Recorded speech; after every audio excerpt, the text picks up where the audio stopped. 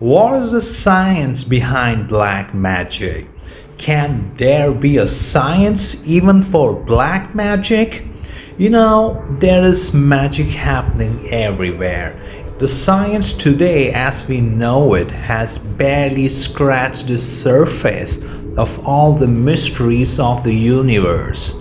The magic which has been understood, written, and concluded is called science, and the science which has not yet been unraveled or worked upon is called magic. So we established magic and science are basically two sides of the same coin.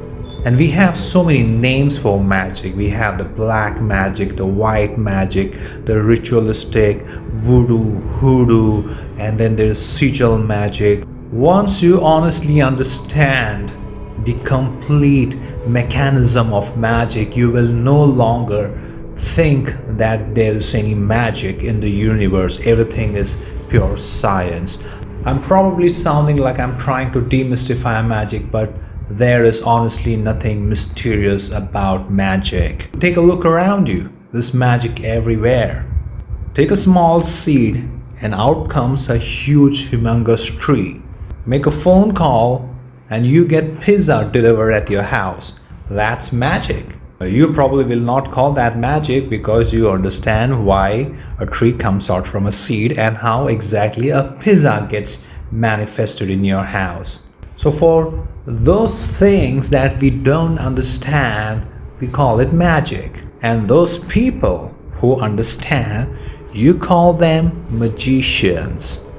So then what is the science behind magic? So I'm going to talk about magic from a very scientific perspective, and that will help you understand exactly how certain things happen and it sounds and looks so magical. Now you must have heard this theory a lot of times over the internet that everything is energy, everything is vibration, and blah blah blah blah blah blah. That's the starting point in magic. In the Eastern religion, there are a lot of rituals, fire-based rituals, water-based rituals, incense-based rituals that is always done on a daily basis. Little do some people know that they're actually doing some form of magic. So what happens when you light a candle? Exactly. You have just activated the fire element. Now there are a lot of things in this universe which resonates with the fire element. So let me explain this thing to you in a very simple manner. When you want to manifest something which has a fire element aspect to it, you keep with you some simplest form of that element very close to you, and you play around with that element and you visualize and you put a lot of thoughts and energy into that element. And if you get your rituals correct, then at a very spiritual and a quantum level, you have actually triggered or activated your exact element of desire successfully. Obviously, there is a time element, just like a tree coming out from a seed. Similarly, whenever you work on any magic, there will always be a time element, because after all, we live in a three-dimensional reality where time is linear. Okay, so there's elements involved, there's time involved. What else is involved? The most crucial thing is the mind. A magician only gets better with time because he gets better in his mind because of years of practice and experience and learnings. After having interacted with a lot of magicians in my lifetime, I've realized and have come to one single conclusion. These guys used a lot of props and elements and whatnot when they were doing magic rituals. But over time, as they got better with this, they kind of started eliminating all the props and the elements and They started just working with their mind. The best of magicians or wizards hardly need any props.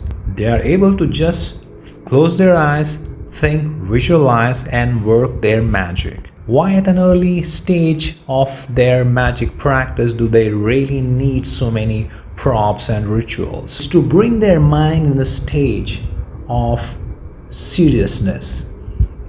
When you are surrounded in a particular environment which is dramatic and larger than life, it directly instigates your subconscious. And when you have your subconscious in your control, and if the subconscious is programmed, magic is just a cakewalk.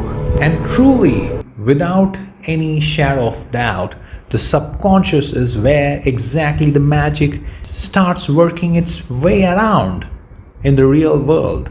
This vibration and energy impacts your mind, your subconscious. Your subconscious then goes into a spiritual realm and does something which we human beings don't understand. And it works its way around and impacts and shakes this three-dimensional reality that you and me exist. Now, for things to happen from a spiritual dimension where time is not a construct or constraint, and when things finally start happening in this reality, it has to follow the rules of this dimension. So yes, it has to negotiate with time, it has to negotiate with people, their mood, and finally works its way towards you with its manifestation. So is that it? Is it just the mind and some imagination and some energy that goes into doing a magic? Yes and no. I mean, the mind is definitely the key. You need to have a strong mind, strong concentration and focus. Your magic works best when it's following a path of least resistance. And there are definitely a lot of external environment, like the planets, the stars, all of them are energy bodies. That's the basis of astrology and horoscope. Saturn, Jupiter, Mars, all these planets have a particular energy signature. Well, there's wind, there's earth, there's fire, and there's water. Now, a lot of things that we desire have a particular energy signature or resonance. Let's say you want a lot of money. There are a lot of ways in which you can do this magic. For instance, do you want this money to come from your business? Do you just want this money to fall in your lap just like that? Do you want to inherit it? There's so many ways in which you can make money, honestly. A good magician also knows how to exactly channelize his magic in relation with the real world that we live in. If a real magician tries to manifest $1 million through rainfall, that's probably not going to work out in his favor. But if he works a magic for winning a lottery ticket or inheriting it, or let's say a surprise gift, then there's better chances of his magic being a success. There are days of the week which resonates with water. There are hours of the day which resonates with water. There are planets which resonates with water, and there is water that resonates with water. So you take all of these elements and then you put your mind onto it, you do some magical rituals, and that's how magic happens.